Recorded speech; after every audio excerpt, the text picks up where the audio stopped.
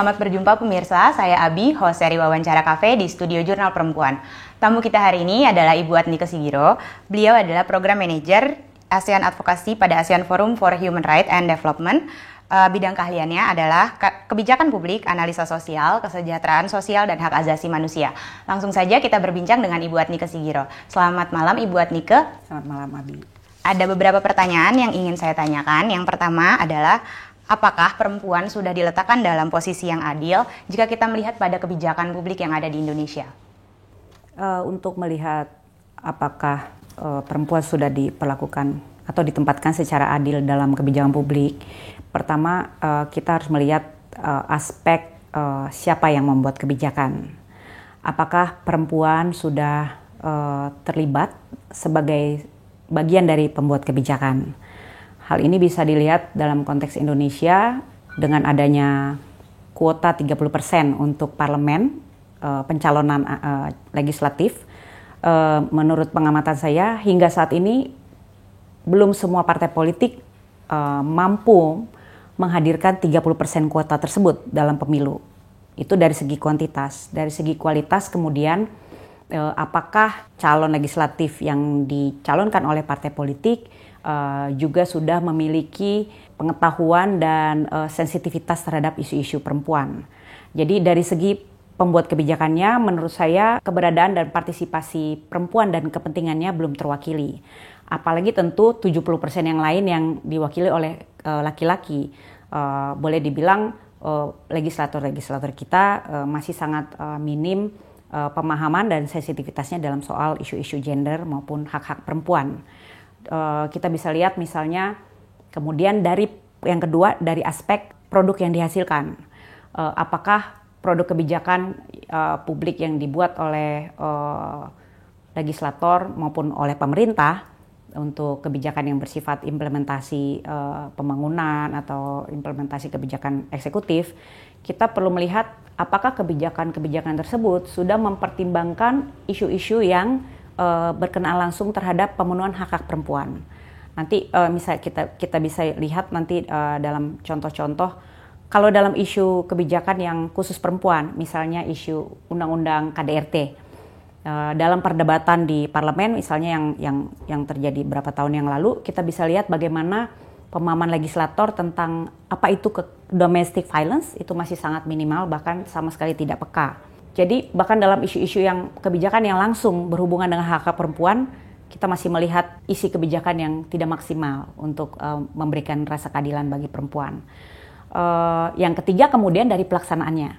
Misalnya kita punya undang-undang KDRT, apakah undang-undang itu sudah bisa dilaksanakan secara maksimal? Aparat penegak hukum apakah sudah bisa menjalankan amanat undang-undang atau kebijakan? Ada nggak infrastruktur di misalnya kepolisian, di kejaksaan, bahkan di rumah sakit yang bisa memfasilitasi pelaksanaan kebijakan itu. Nah, jadi kita bisa lihat itu pertama dari siapa yang membuat, produk yang dibuat, dan bagaimana itu dilaksanakan. Oke. Pertanyaan yang kedua, apa yang dimaksud dengan kebijakan publik yang responsif gender? Mirip seperti yang tadi saya jelaskan. Bagaimana kita bisa menilai bahwa kebijakan publik yang ada belum memberikan keadilan, artinya memang banyak kebijakan publik yang dibuat di Indonesia bisa dikatakan tidak responsif terhadap gender.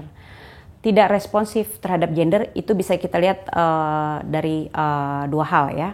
Pertama, apakah kebijakan publik yang dibuat sudah memastikan tidak terjadi diskriminasi atau eksklusi yang berbasis gender. Misalnya karena keperempuanannya, kemudian perempuan tidak bisa berpartisipasi penuh atau mendapatkan manfaat dari satu kebijakan. Atau bahkan mungkin karena dia laki-laki, atau karena dia misalnya LGBT. Jadi karena identitas gendernya, dia didiskriminasi oleh kebijakan tersebut.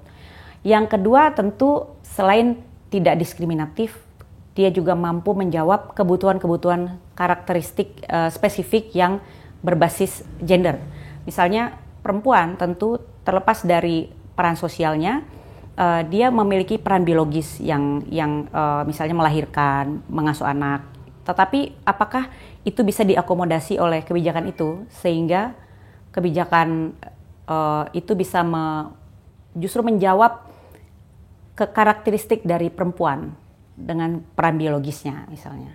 Pertanyaan yang terakhir, data dari Komnas Perempuan menunjukkan bahwa ada sekitar 342 perda diskriminatif. Lalu menurut Ibu bagaimana implikasi keberadaan perda tersebut terhadap kesejahteraan perempuan dan kesejahteraan keluarga? Pertama, kita harus melihat perda syariah atau perda-perda yang mengontrol tubuh dan pikiran itu pada dasarnya akan membatasi optimalisasi perkembangan dari manusia.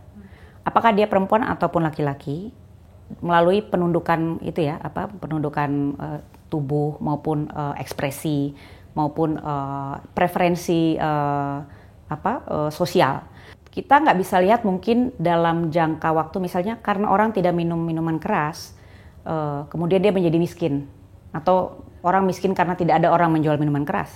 Tetapi kita bisa dilihat bagaimana masyarakat kehilangan kemampuan otonomi untuk menentukan apa yang baik, apa yang sehat, sehingga apa-apa yang dilakukan oleh masyarakat harus diatur dari A sampai Z.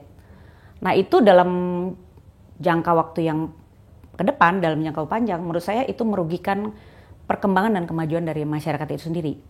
Yang kedua, apabila perda itu kemudian menerapkan hukuman yang bersifat represif, menurut saya itu juga akan menimbulkan trauma kepada masyarakat, misalnya perempuan, misalnya dengan hukum cambuk ya. Hukum cambuk itu kan bukan semata-mata kekerasan kepada tubuh, kepada fisik, tetapi bagaimana itu manusia itu dipermalukan dan dipertontonkan kepada publik atas pelanggaran yang dia lakukan terhadap peraturan yang dibuat gitu. Nah itu dalam konvensi hak asasi itu termasuk perbuatan penyiksaan dan tidak manusiawi, torture dan degrading atau ill treatment, yang menurut saya akan menimbulkan trauma sosial karena itu berlaku kepada masyarakat dan menimbulkan paranoia dari masyarakat. Dan dalam konteks masyarakat yang patriarkis, umumnya yang menjadi trauma adalah perempuan. Dia kehilangan kemampuan untuk membuat keputusan dan tampil secara publik. Seperti kalau dirinya pernah dipermalukan, tentu dia tidak akan berani berinteraksi sosial, akan menjadi minder atau mengeksklusi dirinya. Artinya secara sosial dia terbatas, pastinya secara ekonomi dia juga menjadi terbatas. Jadi kesejahteraan yang ditanyakan Abi tadi bukan semata-mata soal ekonomi, tapi well-being. Jadi sejahtera itu bukan soal kita bisa makan, dapat uang, tetapi soal optimalisasi kita sebagai manusia gitu. Oke, terima kasih buat Nike. Demikian wawancara singkat dengan Ibu Adnike Sigiro. Terima kasih atas perhatiannya, sampai jumpa lagi.